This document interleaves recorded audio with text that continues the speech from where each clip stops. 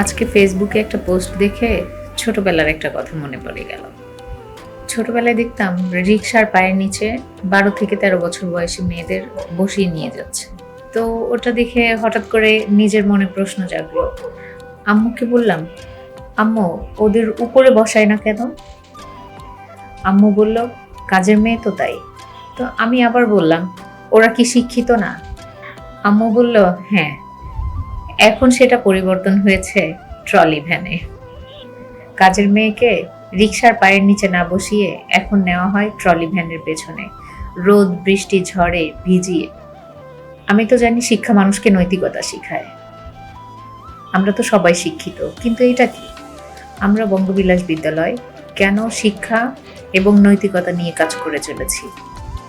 শিক্ষিত তো আমরা সবাই, কিন্তু নৈতিকতা আমাদের মধ্যে নাই বললেই চলে।